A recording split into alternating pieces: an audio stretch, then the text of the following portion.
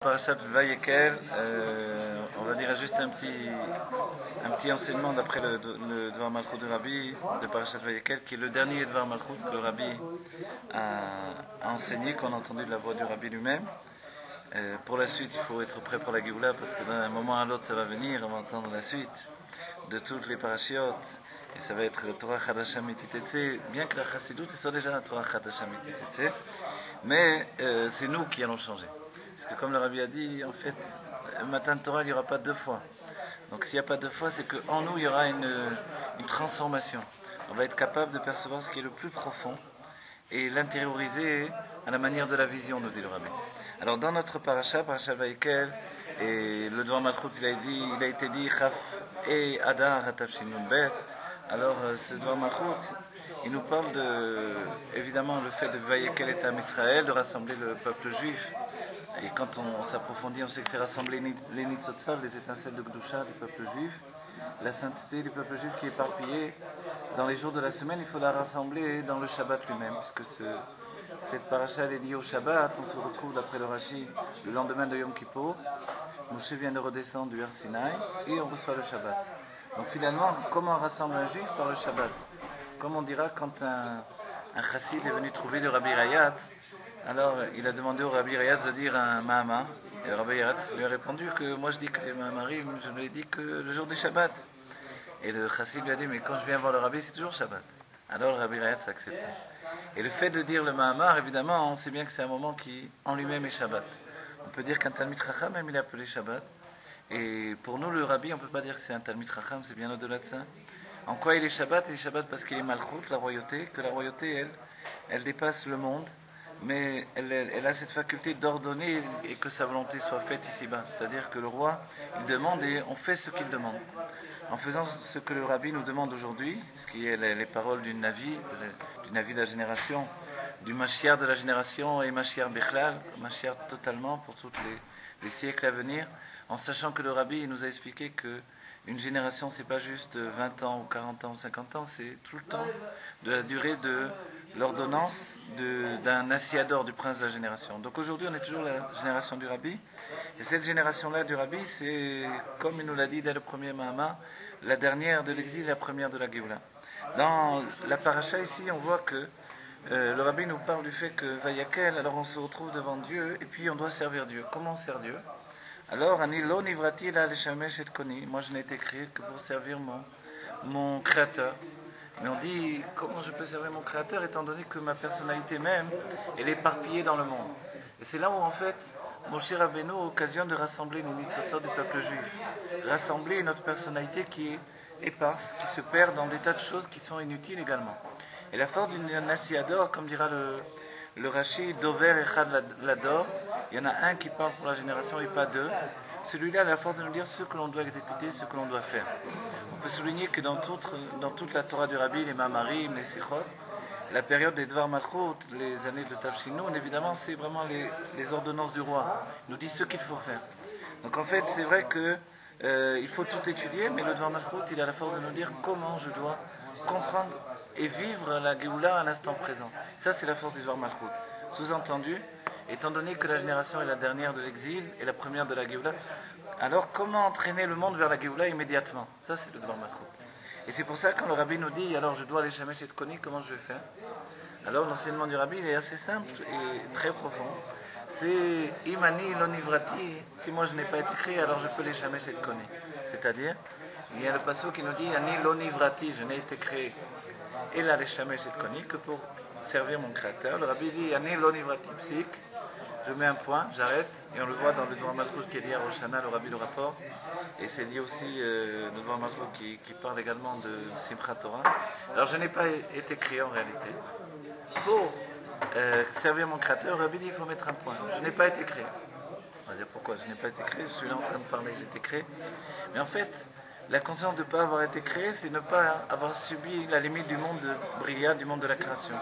En réalité, notre âme, elle vient du monde de Hatzilut, comme il est dit dans le Tanya, Kal Sheba Kalin, c'est-à-dire le plus simple des simples, le plus en dehors de Torah et Mitzvot, et le plus grand des sages. On provient tous du monde de Hatzilut dans Chokhmah de Hatzilut. De ce fait-là, en vérité, on dépasse le niveau de la création, on est dans un niveau d'émanation. Et le propre de l'émanation, le monde de Hatzilut, c'est d'être une continuité du dévoilement divin. Et le Rabbi nous dit, si je n'ai pas été créé, imani lo nivrati, alors, alors je peux servir mon Créateur. Et c'est comme ça que l'on doit le comprendre pour la finalité de notre travail, qui vise aujourd'hui à l'Ekabel Pnei Mashiach Tzidkenu, recevoir la face du Mashiach. C'est évidemment on va dire de consentir au travail de la Shfichut dans ce monde. C'est la force de renverser le monde à partir d'une prise de conscience, c'est ce qui va apporter la Géoula. C'est même ce que les sages ont dit et qu'on a découvert dans la Chassidut, c'est que le Nachash, c'est l'étymologie de l'Enachesh, il a apporté à Adam Arishon la faculté de concevoir une autre conscience que sa conscience de perfection. Et c'est ce que le Rabbi nous dit ici à partir du Machatzit HaShekel. Le secret du Machatzit HaShekel, le demi-cycle que l'on donnait, alors ce Machatzit HaShekel qui venait payer tous les korbanot de l'année, les korbanot qui sont offerts continuellement tous les jours. Alors ce Machatzit HaShekel, pourquoi il s'appelle comme ça? Machatzit, ça veut dire une moitié de shekel. Pourquoi une moitié? Pourquoi pas entier? Le Rabbi nous dit parce que pardon, on doit prendre conscience qu'on est une moitié. Et l'autre moitié, c'est Dieu. Et c'est vrai que quand on a étudié des sikhot, les mamarim sur l'Haftara par rapport à Eliaou et ceux qui servaient Baal et qui servaient Hachem en même temps, on sait bien que ce n'est pas ce genre de moitié dont on parle. Puisqu'on ne peut pas continuer à vivre entre deux chaises comme ça. Et le monde et Dieu, non, il faut être Kulo Hachem, mais dans le monde. C'est ça le secret. Kulo Hachem dans le monde, c'est le Chidush de la Chassidut. Tout entier avec Dieu, mais Dieu veut que je sois un homme dans le monde. Comment je dévoile Dieu dans ma situation dans le monde? En fait, c'est comme ça que je n'ai pas été créé. Si je n'ai pas été créé que pour servir le Créateur, je comprends bien que le monde n'est pas une contradiction au dévoilement du divin. Alors, moi, je fais ma shlichut dans ce monde. C'est vrai que mes problèmes personnels, les problèmes de vie, les problèmes de couple, les problèmes d'enfants, d'éducation, tout, alors je dois les prendre avec ce travail d'attachement à Dieu et le travail de shlichut. Je dois tout régler avec la shlichut elle-même et savoir que Dieu, il attend de moi un dépassement. Et c'est pour ça qu'on donne le Machatzit HaShekel, comprendre qu'on est juste une moitié de nous-mêmes. Il y a un enseignement du Maggid de Mezrit qui explique d'après les Chatzotzrot, alors c'est toujours du Rabbi évidemment, dans un mamar où le Rabbi nous dit que Chatzotzrot, les trompettes, c'est Chatzeit Surot, c'est une moitié de forme. C'est-à-dire que nous, avec Hachem, on est une moitié de forme. Et on a de perfection que quand Dieu vient l'ashlim otanu. C'est même la raison de la Brit Mila.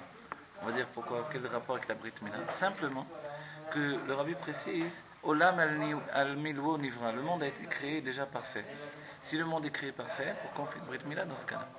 Pour justement intégrer l'idée d'imperfection dans l'être. On va dire alors la Brit Mila ça rend parfait ou ça enlève la perfection? En fait, ça donne à l'homme de se sentir chasser de quelque chose physiquement. Il manque de quelque chose dans son corps. Et ce côté-là, c'est devenir féminin. C'est-à-dire que l'homme, tant qu'il est uniquement masculin, uniquement mashpia, qu'il n'est pas capable de recevoir, alors c'est un homme qui vit au hasard, qui donne de son être, qui se perd, qui s'éparpille. Et c'est la grande problématique de l'ador. Le Rabbi nous précise que dans les deux notions de Nefesh Abamit, de l'âme animale, il y a une âme animale qui est grossière comme un bœuf, et une autre qui est plus raffinée, mais qui se perd tout le temps, c'est celle qui ressemble à la brebis. La brebis, elle se perd tout le temps. On dit que Moshe Rabbeinu a été choisi pour servir le peuple juif, pour devenir le roi du peuple juif et le maître pour toutes les générations, parce qu'il a couru derrière une brebis pour la ramener. Le Zohar s'étonne et dit, mais cette raison-là, elle est vraiment tout juste, quoi. Pas avec ça qu'on fait un Moshe Rabbeinu. Et le Rabbi, dans un mamar merveilleux, nous explique que la brebis, elle s'est enfuie du monde de Hatzilut, du monde de l'émanation, pour courir dans le monde de Bria, le monde de la création. Parce qu'elle n'avait pas encore cette force de ressentir qu'elle n'était pas créée, qu'elle était juste à un niveau d'émanation. Elle avait besoin de se sentir exister. Donc elle est partie dans le monde de Bria.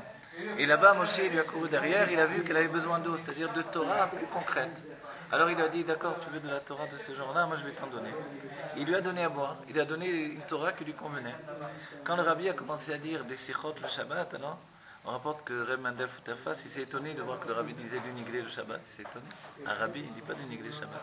De la Torah dévoilée, des Rashi, du Rambam, qu'est-ce que c'est ça? On n'a jamais vu ça. Les Rebim, il parlait, on sait bien l'enseignement, Bekoshi, Tirou, les Daber, le Shabbat.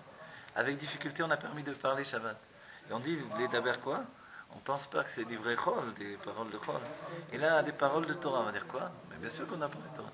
On dit non, Bekoshi, avec difficulté, on a permis de parler des sujets de Niglé, c'est-à-dire qui sont liés à la matière du monde. Le Shabbat, c'est un moment d'élévation. Donc on doit dépasser l'enfermement de la matière. Et Moshe Rabbeinu, lui, il est capable d'aller chercher un juif qui n'arrive pas à intégrer encore la Pnimiut Torah, et de lui dire une sikha du Rashi, de lui dire un Rambam, et de l'expliquer. Alors qu'il pourrait régler la chose en 2 secondes, selon la Pnimiut Torah, il va expliquer longuement pour entraîner cette âme aussi avec lui. Et c'est ça la force du Rabbi d'intégrer le Shabbat dans la semaine et la semaine dans le Shabbat, mais non plus une semaine de Galout, mais une semaine de Géoula. Et de ce fait-là, le Shabbat il est mashpia sur la semaine aussi. Voilà, ce qu'on voudrait dire pour terminer, c'est que à partir de ça, si on comprend bien que notre Shleimut passe par le Nasiador, par Moshe Rabbeinu, par le Rabbi Melech Mashiach, alors on doit comprendre qu'on a besoin d'un dépassement dans notre essence. Et ce dépassement, c'est comprendre que toutes nos limites doivent être dépassées. Et pour ce faire, on doit s'en remettre à la force du Rabbi et avancer de niveau en niveau. Et comprendre que la Torah vient pour nous délivrer de notre enfermement dans l'exil de notre petite conscience. Alors si je n'ai pas été créé, ma conscience est peut-être infinie. Voilà, Yichya Melech HaMashiach, qu'on vive enfin la Géoula Mitzvah Shlema, qu'on voie notre Rabbi Melech HaMashiach, que l'on vive le Shabbat éternel de la Géoula Teref Omian. Assez souvent, dans l'idée qu'on part faire ce que le Rabbi attend de nous, alors on se retrouve dans la rue, mais est-ce qu'on donne toutes nos forces? Alors, je veux dire 2 choses. Une fois, je me rappelle que j'avais mis les tefilines à Ben Yehuda, j'avais mis pendant un long moment. Et puis, c'était passé déjà plus d'une demi-heure. Et puis, j'attrape un jeune, je lui dis, tiens, tu veux mettre les tefilines? Et il me regarde comme ça avec des yeux étonnés. Il me dit, mais tu m'as mis tout à l'heure les tefilines déjà. Alors, j'étais très médbayès, j'ai eu très honte de moi. Pourquoi? Parce que j'ai pensé au Rabbi. Le Rabbi passe des milliers et des milliers de personnes. Et le Rabbi, jamais il oublie une seule personne. Il est capable de continuer une discussion qu'il a eue avec une personne des années auparavant, 20 ans auparavant. Et moi, après une demi-heure, j'avais déjà oublié, parce que j'étais dans le feu de l'action. Et j'ai eu trop honte, parce que je me suis dit, évidemment, c'est une seule et même problématique dans mon âme, c'est un manque d'Avat Israël. J'ai manqué d'amour d'un juif, pas parce que j'étais pressé de faire Mepsaïm, que je devais le gâcher, quoi. Je devais m'apercevoir qu'il était important pour moi et le reconnaître quand il revenait. De là, dans le fait que quelquefois on est limité dans les Mifsaïm aussi, puisque le Rabbi il attend de nous qu'on se déplace. Je me rappelle qu'une fois je faisais Mifsaïm, je crois, plus d'1 heure, et toujours à Ben Yehuda, et à un moment je me suis aperçu, je ne sais pas pourquoi je me retourne, et je vois que depuis un moment il y avait un jeune qui avait une coupe iroquois, comme ça, des cheveux, je ne sais plus quelle couleur, vert, bleu, des trucs comme ça, des boucles d'oreilles de partout, un pull avec une tête de mort dessus. Et il était par terre, je sais pas, je l'ai vu, je crois qu'il fallait appeler l'ambulance ou quelque chose comme ça, quoi.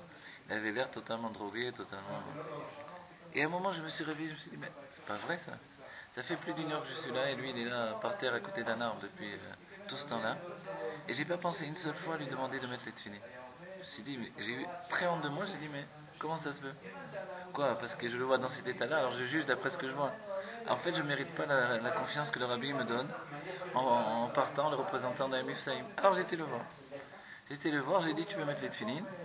Et j'étais très étonné parce qu'il avait l'air plus mort que vivant, que Dieu préserve.